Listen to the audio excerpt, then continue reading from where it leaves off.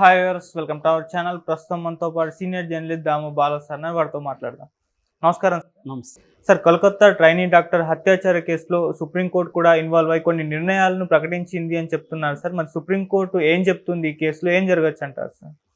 Medico case 31 years medico trainee case RG Kar medical hospital cum college అందులో జరిగింది, మనం తెలుసు ఆల్రెడీ. సో ఆగస్ట్ 9న ఎర్లీ మార్నింగ్ ఆమెను అతి దారుణంగా అత్యాచారం చేసి హత్య చేసేసారు. సో ఈ కేసు వెస్ట్ బెంగాల్నే కాకుండా మొత్తం దేశాన్ని ఊపేస్తుంది. ఎందుకంటే ఒక వర్క్ ప్లేస్లో డాక్టర్లు ఎంతో ఒత్తిడితో పనిచేస్తుంటారు. ఈమె కూడా 36 గంటలు అంతకుముందు పనిచేసింది. మామూలుగా ట్రైనీ 2 ఏళ్ళు 3 ఏళ్ళు ఉంటుంది. ఆ ట్రైనీ లైఫ్ అతి ఘోరంగా ఉంటుంది. ఎందుకంటే వాళ్ళకి ఎక్కువ అవర్స్ ఉంటాయి, బయటికి వెళ్ళే పరిస్థితి ఉండదు. అక్కడే ఏదో తినేసి అక్కడే 3-4 గంటలు పడుకొని మళ్ళీ డ్యూటీలో చేరాల్సి ఉంటుంది. అది వాళ్ళకి ఒక రకంగా చాలా స్ట్రెయిన్ఫుల్ వ్యవహారం. అటువంటి దాంట్లో ఆ 3-4 గంటలు కూడా వీళ్ళు నిద్రపోనీయకుండా ఇలాంటివి వితిన్ లోపలికి వెళ్ళి హాస్పిటల్లోనే చేయగలిగారంటే ఇంకా భద్రత పరిస్థితి ఏంటి ఈ మెడికోస్కి. రెండోది, నేను నిన్న కూడా వీడియోలో చెప్పినాను, విమెన్ డాక్టర్స్ అనే సంఖ్య బాగా పెరుగుతుంది. ముఖ్యంగా ఉమెన్ స్టూడెంట్స్ 51% ఇండియాలో ఉన్నారు. అంటే మేల్ స్టూడెంట్స్ కంటే కూడా మెడికల్ సెక్టర్లో ఉమెన్ స్టూడెంట్స్ ఎక్కువ ఉన్నారు. ప్రాక్టీస్కి వచ్చేసరికి తగ్గిపోతుంది ఆ పర్సంటేజ్, బట్ పెరుగుతుంది, ఉమెన్ స్టూడెంట్ల సంఖ్య పెరుగుతుంది.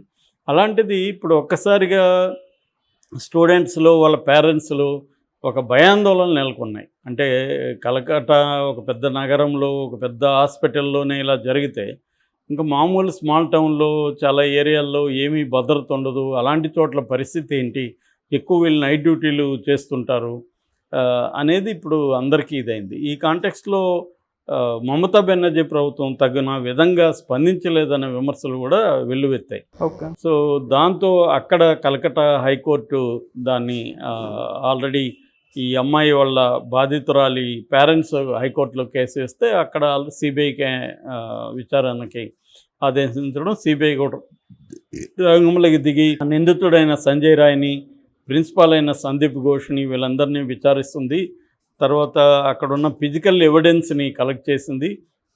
ఫోరెన్సిక్ సైన్స్ ల్యాబ్కి చాలా విషయాలను పంపించింది. సమగ్రంగా స్టడీ చేస్తుంది.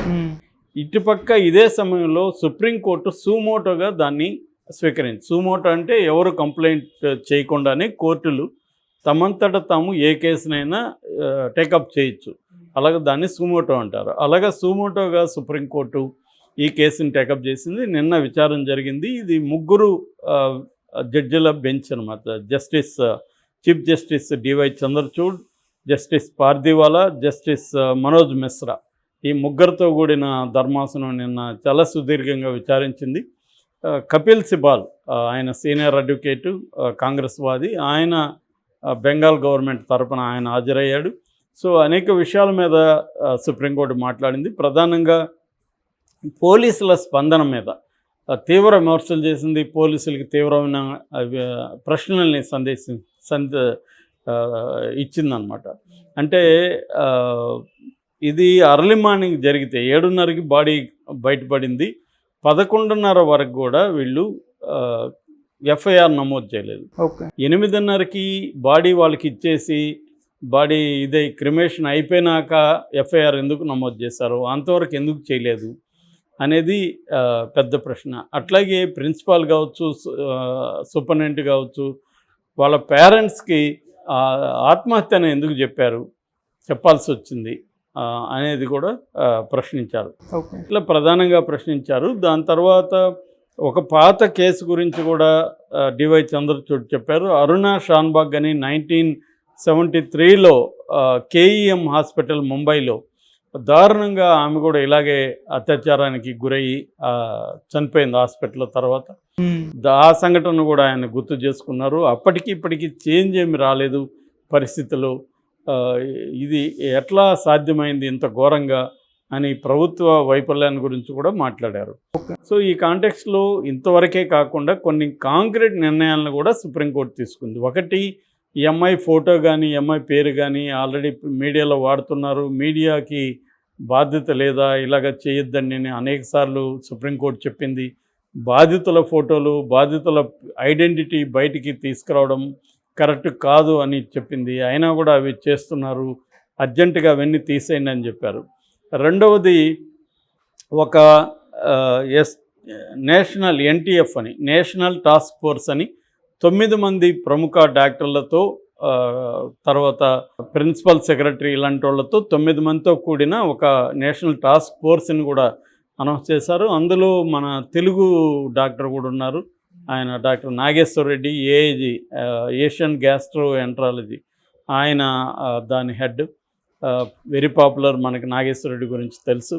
సో ఆయన కూడా దీంట్లో మెంబర్గా ఉన్నాడు. ఇట్లా వీళ్ళ పని ఏంటంటే మొత్తం దేశంలో జాతీయ స్థాయిలో ఈ డాక్టర్లకి, ట్రైనీలకి వీళ్ళకున్న భద్రతా పరిస్థితులు ఏంటి సమీక్షించాలి, భద్రతకు సంబంధించి ఒక నేషనల్ పాలసీని ఎట్లా రూపొందించాలి, ఒక నేషనల్ సిస్టమ్ని ఎట్లా ఎవాల్వ్ చేయాలి, దీని మీద ఏమేమి రికమెండేషన్స్ అంటే కొన్ని సుప్రీంకోర్టు కూడా ఆల్రెడీ కొన్ని చెప్పింది. హాస్పిటల్లో ఎటువంటి భద్రతా పరిస్థితులు ఉన్నాయి, కెమెరాలు ఉన్నాయా, తర్వాత బయోమెట్రిక్ విధానం ఉందా, వాళ్ళు రెస్ట్కి తీసుకోవడానికి సపరేట్గా ఒక ప్లేస్ వాళ్ళకి ఇచ్చి అక్కడ కూడా ఎవరినంటే వాళ్ళని అలో చేయకుండా వాళ్ళ బయోమెట్రిక్ పెట్టి, వాళ్ళ ఫేస్ రికగ్నిషన్ పెట్టి వాళ్ళు మాత్రం లోపలికి వెళ్ళే విధంగా ఉండాలి. అట్లాగే హాస్పిటల్కి వచ్చే ప్రతి పేషెంట్ని, ప్రతి వాళ్ళని చెక్ చేయాలి, బ్యాగ్ల స్కానింగ్ చేయాలి. ఇవన్నీ కూడా నిన్న చెప్పారు. సో దీనికి సంబంధించి వీళ్ళు సమగ్రమైన ఒక విధానాన్ని రూపొందించడం అవసరం. అట్లాగే మామూలుగా పాష్ అనే ఒక యాక్ట్ ఉంది, పిఓఎస్హెచ్ పాష్ అని 2013లో వచ్చింది. ఈ పాష్ యాక్టింగ్ అంటే sexual harassment of women in work place, prevention, prohibition and redressal. ఇది టోటల్గా ఈ యాక్ట్ పేరు. దీన్ని సింపుల్గా పాష్ అని పిలుస్తారు. ఈ పాష్ యాక్ట్ కింద ఐసీసీ అంటారు. ఐసీసీ అంటే internal complaints committee. Internal complaint అంటే విమెన్ ఎంప్లాయీస్ ఉన్న చోటంతా కూడా ఈ ఐసీసీ అనేది ఉండాలి, ఇంటర్నల్ కంప్లైంట్స్ కమిటీ ఉండాలి. విమెన్కి అక్కడ ఏమన్నా సెక్సువల్ హరాస్మెంట్ ఏ రూపంలో అయినా జరిగితే వాళ్ళు వెళ్ళి ఆ కమిటీకి కంప్లైంట్ ఇవ్వాలి. అట్లాగా ప్రతి హాస్పిటల్లో కూడా ఈ ఐసీసీ అనేది పెట్టాలి. అది సినిమా రంగంలో కూడా పెట్టాలని ఆ మధ్య డిమాండ్లు వచ్చాయి. ఓకే, ప్రతి దగ్గర ఇది పెట్టాలి అనేది ఉంది. ఎందుకంటే వర్క్ ప్లేస్లో ఉమెన్కి సెక్సువల్ హరాస్మెంట్ అనేది ఎక్కువగా జరుగుతుంది కాబట్టి ఉమెన్ వర్క్ ఫోర్స్ అనేది బాగా పెరుగుతున్నారు మన దేశంలో. సో సైన్స్, టెక్నాలజీ, మెడికల్ ఈ రంగాల్లో దాదాపు 40 నుంచి 45% ఉమెన్ ప్రజెన్స్ అనేది పెరుగుతుంది. దానివల్ల వాళ్ళ సమస్యలు కూడా పెరుగుతున్నాయి వర్క్ ప్లేస్లో. దీని మీద కూడా చేయాలి. ఇది ఎందుకు అక్కడ లేదు అని చెప్పింది. అలాగే ప్రిన్సిపల్ గురించి కూడా సుప్రీంకోర్టు నిన్న కామెంట్లు చేసింది. సందీప్ ఘోష్ ప్రిన్సిపల్, అతన్ని రిజైన్ చేయమని చెప్పారు. రిజైన్ చేసినాక ఒక కాలేజీలో ప్రిన్సిపాల్గా అతని మీద విమర్శలు వచ్చి అతను చాలా ఘోరంగా ఫెయిల్ అయినాడని చెప్తే మళ్ళీ ఇంకొక కాలేజీకి ఇతను ఎలాగ ప్రిన్సిపాల్ చేస్తారు అనేది కూడా తీవ్ర విమర్శ వచ్చింది. ఓకే, సో మరో యాంగిల్ ఏంటంటే ఇది కేవలం సంజయ్ రాయ్ ఒకడే చేసింది కాదని ఇప్పుడు అందరూ చెప్తున్నారు. ఈవెన్ వాళ్ళ అత్త కూడా నిన్న బయటకు వచ్చి మాట్లాడింది. నా కూతుర్ని కూడా ప్రెగ్నెంట్ ఉన్నప్పుడు ఇతను కొట్టాడు, అమ్మాయి అబార్షన్ అయిపోయింది, అప్పటి నుంచి 2 ఏళ్ళ నుంచి మేము ఇతని మీద కోర్టులలో ఫైట్ చేస్తున్నాం. అలాంటి వ్యక్తిని వీళ్ళు సివిక్ వాలంటీర్గా ఎలా తీసుకున్నారు, పోలీసులతో కలిసి పనిచేసే విధంగా ఎలా ఇతన్ని పెట్టుకున్నారు అనేది కూడా చాలా పెద్ద ప్రశ్న. అంటే ఆ పోలీస్ డిపార్ట్మెంట్ మీద కూడా ప్రశ్నలు ఉన్నాయి. సో ఆమె కూడా ఏం చెప్తుందంటే ఇతనైతే ఖచ్చితంగా చేస్తుంటాడు కానీ ఇతను ఒక్కడే చేస్తున్నాడు అనేది కూడా ఆమె మాట్లాడింది. అతన్ని ఉరి తీయండి అని కూడా ఆమె అత్తగారు కూడా చెప్పింది. సో ఇతనికి ఆ క్రిమినల్ బ్యాక్గ్రౌండ్ ఉందనేది అర్థమవుతుంది. కానీ అతను ఒక్కడే చేయలేదు, దీని వెనుక డ్రగ్ మాఫియా ఉంది.